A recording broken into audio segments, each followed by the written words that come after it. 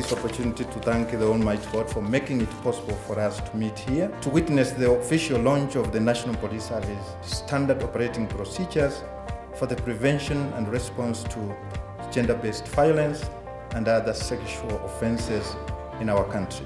Indeed, this marks yet another important step in our transformation journey as we steadfastly strive towards offering professional and people-centered policing services. Our focus now is to be effective, efficient, responsive, and accountable to the law and the people of this country. And this dream cannot be fulfilled if we are not responding to the needs of vulnerable persons in our society.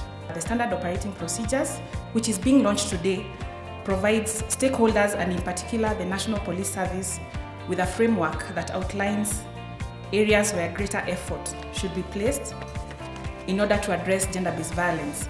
So this particular Standard Operating Procedures that is being launched today will ensure that all police officers will have training on minimum standards of preventing and responding to gender-based violence.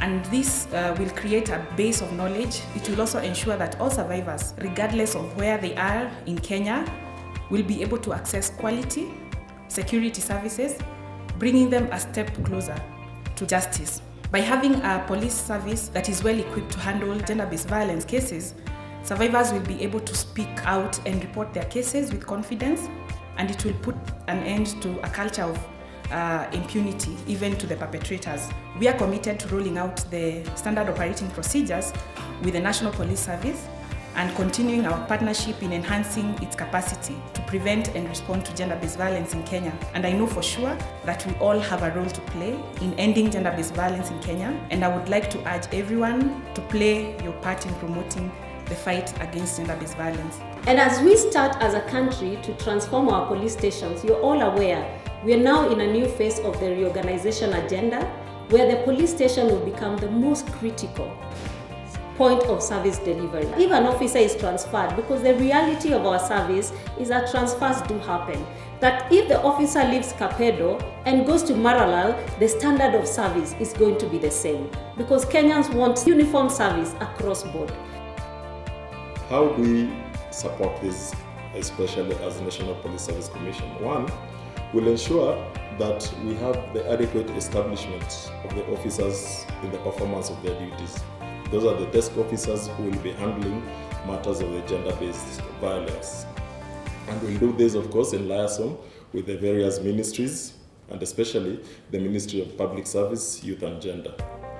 We'll also support by ensuring the provision of the capacity building of these officers. One of the roles of the National Police Service Commission is to ensure that the officers are trained and capable of handling their duties. This indeed is a great day for us that we now have the SOPs, so that in dealing with these matters, we will be doing it using a standardized template, and it will not matter which part of the country you are in.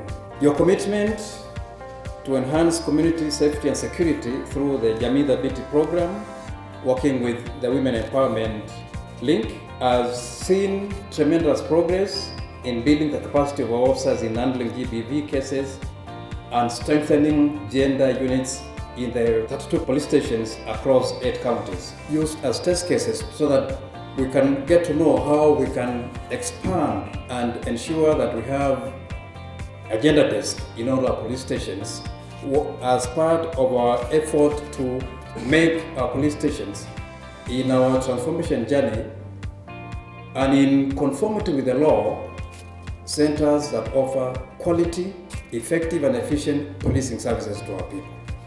We are now launching our own SOPs that will domesticate or will contextualize on our own part as police as to how do we deal with this couch.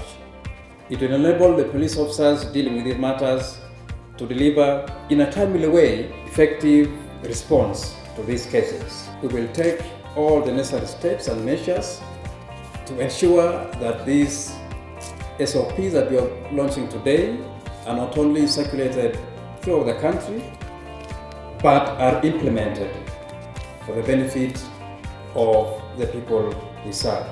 It's my pleasure now to declare the SOPs on prevention and response of gender-based violence in Kenya officially launched. Thank you very much, and God bless you for listening to me.